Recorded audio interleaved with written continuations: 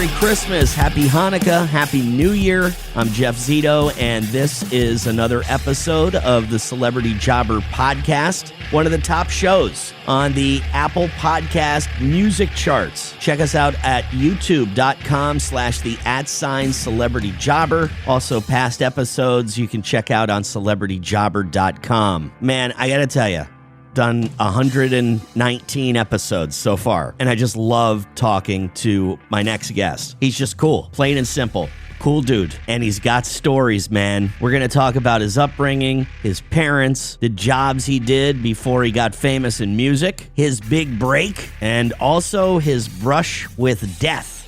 Yeah. From the legendary Detroit band Grand Funk Railroad, get ready, Mark Farner is my guest this week on Celebrity Jobber. The Celebrity Jobber Podcast with Jeff Zito. If you like what you hear, please subscribe, give a 5-star rating, and leave a review. Check out all our past episodes on Apple Podcasts, Spotify, or wherever you pod. What if these celebrities weren't famous? What would they have become? What was their first job? We're about to find out. Hey, Mark, how's it going, my man? Good, Jeff.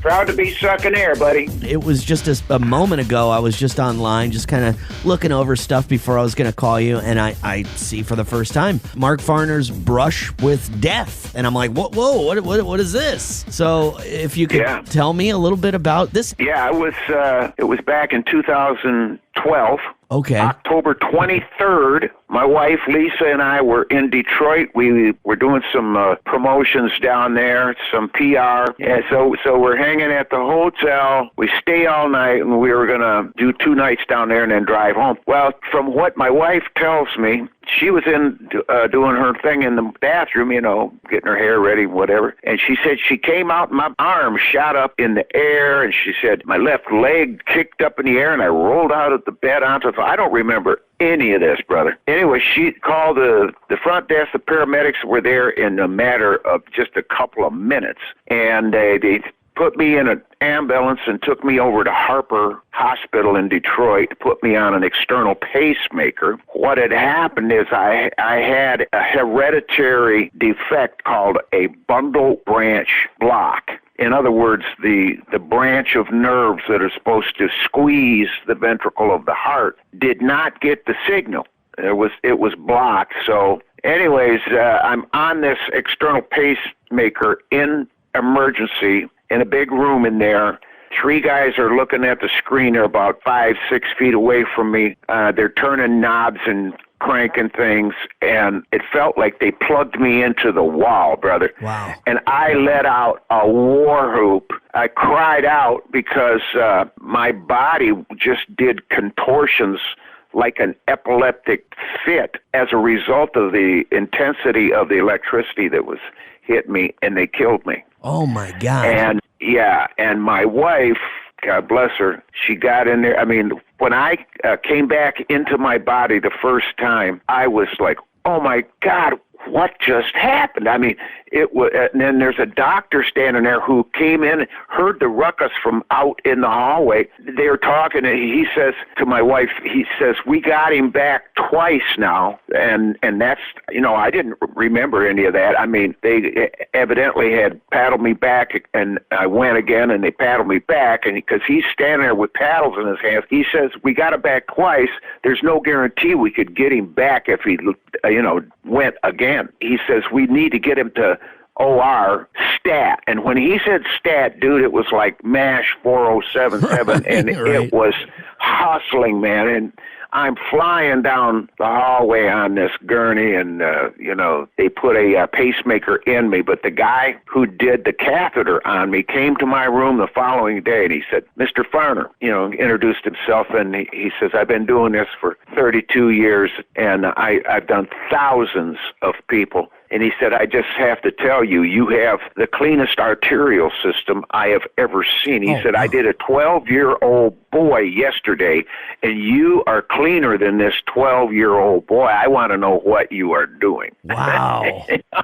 Jeff, man, the only thing I do that's, religiously is I take Ilhwa, Ilhwa, it's 2 words, Ilhwa ginseng. They don't give me squat. I don't even know if they know my name, but I know their name, and I'm proud to say that that's the only time. I've been doing it 50 years. I've been doing it for a long time, every day, and I do the extract, and I just do a little bit. Right. Just a little bit every day. Anyways, just had my pacemaker switched out 5-6 months ago, and because they don't change the batteries in these things, they just change the whole unit. Right. Yeah, mine lasted 12 years, brother, and they told me it would last 7.5 to 9 years when they put it in. Wow. But it lasted 12. Wow. I'm doing good. I'm writing music. I'm playing. I'm boogieing. I love to dance. I love to dance with my guitar. And my mom, Betty, she's the one that got me into playing guitar, so I named my Parker Fly after my mom. And was your mom a musician? Tell me a little bit about your folks and growing up. My mom came from Leachville, Arkansas. The whole family came to Flint, Michigan to get jobs in the auto factories. Because back then, everybody was after these high-paying jobs that we had in Flint, Michigan. Had all kinds of AC. We had Turnstead. We had Buick. We had Chevy there. We had Stamp and Frame where the truck plant was. Just a lot of jobs. So it brought a lot of families from the South into Michigan. And it was like South meets the North in Flint. And every Sunday, because the whole family came from Leachville. My Grandpa Cotton, Uncle Woody, Uncle Brian, Uncle Garland, all these people that were musicians, and they would jam every Sunday, Jeff. Every Sunday it was a jam session either at our house. We had 11-room farmhouse that my great-granddad built, and I was just this little shaver, man. Loved to hear all of the music, the fiddles, the banjo, the guitars. My dad blew saxophone, and when the women started to sing, son, it was like the angels come into that dining room. Right. It impressed me at a young age, 3-4 years old, man. I was just like, I was in awe every time, every Sunday. The Celebrity Jobber Podcast with Jeff Zito. Celebrity Jobber. What about mom and dad? So they're musical people. You're having jams at the house regularly, but what about for work? Were they gigging, or were they pulling down regular jobs at the Buick or, at the auto plant? What were they doing? My dad, who was a War II veteran, tank driver in the 7th Armored Division, he returned from war with 4 Bronze Stars. He was in 4 major battles. My mother was the first woman in the United States to weld on Sherman tanks at Fisher Body in Flint, Michigan. All of my dad's brothers, his 3 brothers, were all, veterans. And everybody that hung out at our house were veterans.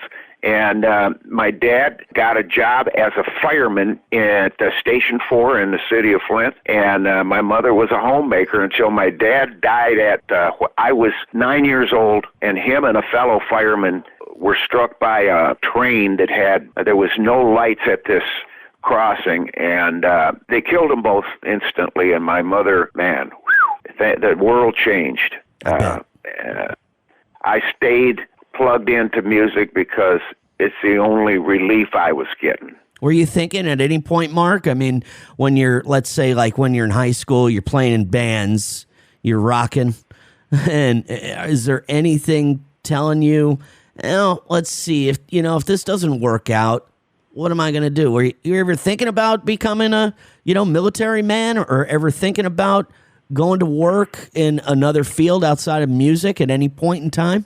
No, as a matter of fact, when I was in high school, I tell people I got laid off.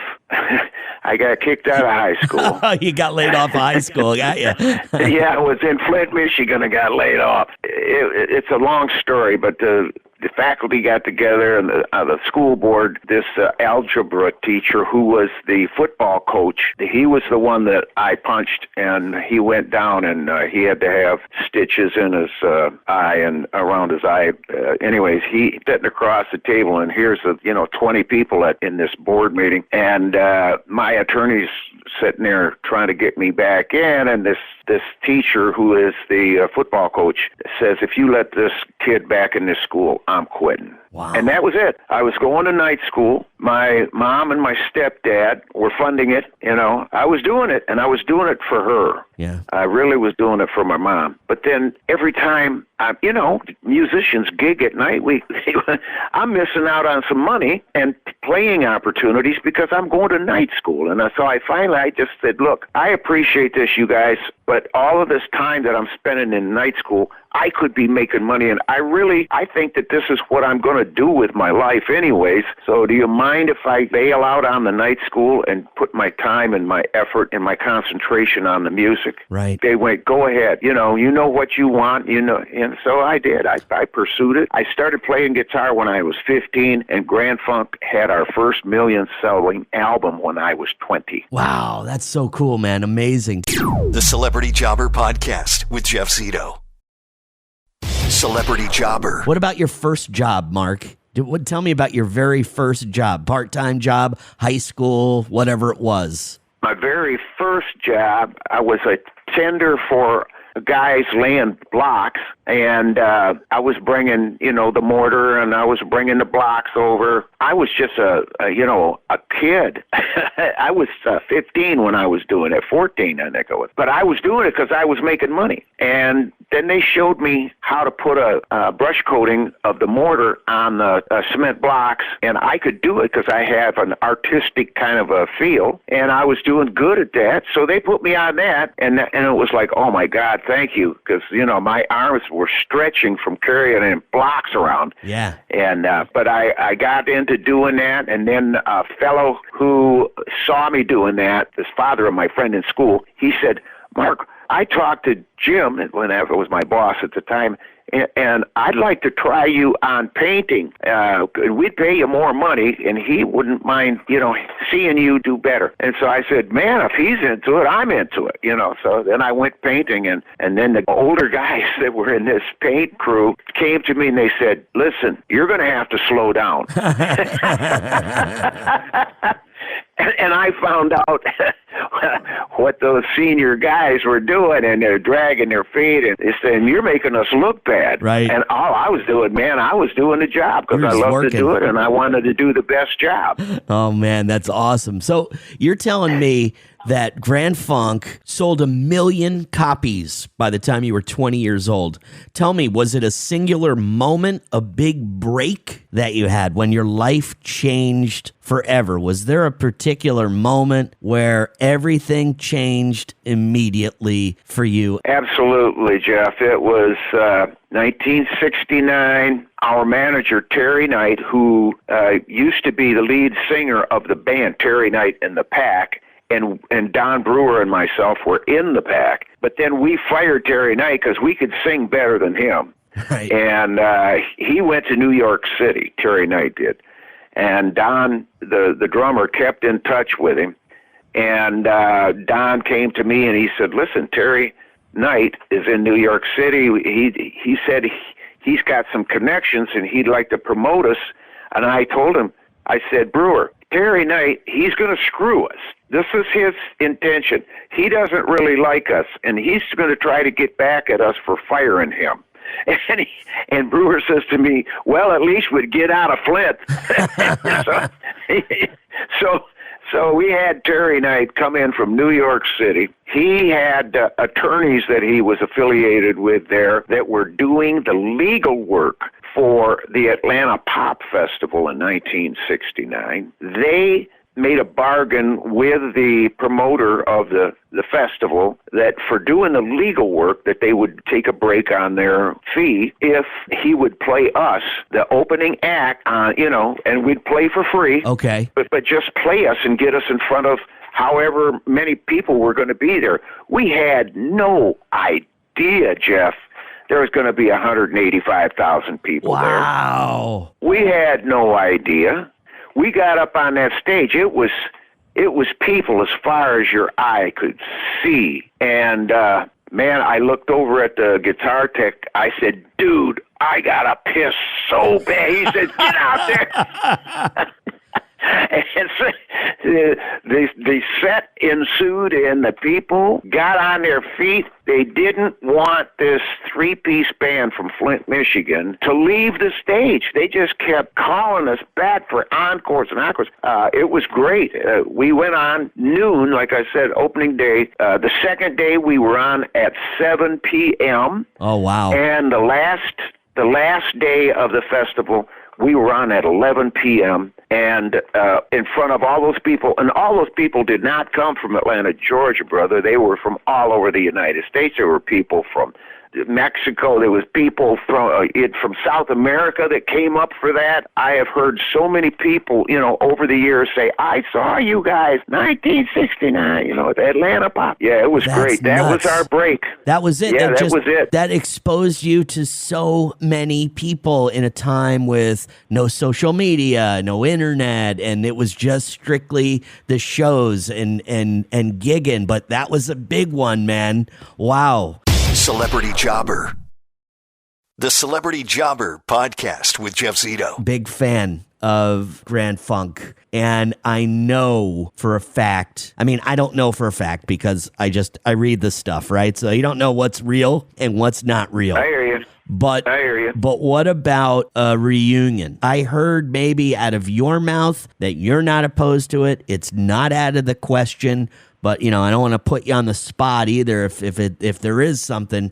But what about you guys getting back together, all three original members? I've been trying to make that happen for 22, 23 years. I've been pitching that to these guys, but I don't know what it is exactly. There is some unsettled feelings on the other side there by one of the members of the two members. But, it takes two to tango. And I signed my 1/3 ownership of the trademark into the corporation where it was supposedly, the purpose of that was supposed to have a protective umbrella over the corporate name. Now, that's why I did it in the first place. The drummer came to my room after a gig one night in California and said, we need to sign our individual ownership of the trademark into the corporation. We're to have this protection. And this was after a party. I was feeling no pain. I said, hey, I'll do it if it's, for the good of the band. Yeah, man, if you're going to protect it. Well, he had gone to law school, and I depended on his expertise because I didn't finish high school. Right. I got laid off, buddy. Right. It came back to bite me in the ass, and but I don't hold any hard feelings for him because, people make mistakes. I have forgiven them guys in my heart because I have to forgive with the same measure I expect to be forgiven with. That's where I'm coming from. When's the last time, Mark, that you spoke with Don or Mel one-on-one? It's been months. It's been months. Haven't been privy to the corporate meetings and what have you since the whole COVID BS. It's just that put everything in a snafu, and I just don't know. Okay. I've heard that somebody told me, one of the fans said he has listened to an interview where Brewer said, never say never. But then somebody else told me, how long he's been saying that for 20-some years, never say never, because everybody wants there to be a reunion. Why the Beatles were all still sucking air, I wanted them to get on that stage so I could see them play. I was a Beatles fan. Right. I'm thinking, why don't they just bury the hatchet and do it for us fans that made them who they are to begin with? So I have had that point of view, and I have taken that stance for 20-some years now, but nobody's hearing it. Well, it's not because of me. I would do it in a heartbeat. Well, when you just mentioned never say never, that was the same. That was the same excuse with the police. Those guys hated each other, and then one thing happened where Sting said okay, and the police, reunited back in maybe 15 years ago. Only happened the one time, but it was they did it, and hopefully Grand Funk Railroad is going to do it because it doesn't seem like you're that far off. Really doesn't. Yeah. I hope so, too. So, Mark, the 55th anniversary of Closer to Home, My Captain? That's accurate. Yeah, man. 55 years old, man. Yeah, it's older than me. And the updated version is on your new album. That's called Closer to My Home. Yeah, that's right, brother. And that came out last month. And you're doing some touring, correct, Mark? Yes. Absolutely. Wow. Yeah, man. And there's a bonus track that Jim Peterick from the Ides of March, Eye of the Tiger, he's a famous songwriter, but he's a great friend of mine. And he helped, I helped him to complete Friends Forever, which is the bonus track. There's 9 tracks on the LP, and there's 10 tracks on the CD. And that's, both of them together. I tell people, to have both is to have the set. So I'm very proud of it, and I can't wait for people to get a grip on it. And they can get it anywhere. It's out. It's available at markfarner.com. Just snap your fingers, and here it comes. There it goes, man. Everything in my store at markfarner.com is made in the USA. I'm a patriot. I'm still driving American iron, brother. Man, I got to tell you, Mark, your time is valuable. I appreciate your time, and it was just such an honor talking to you and getting to know you a little bit. And a great story, man. New album, pick it up. markfarner.com is where you can pick up his new album. Thank you, brother Jeff Zito, and for all the listeners, God bless y'all and Merry Christmas.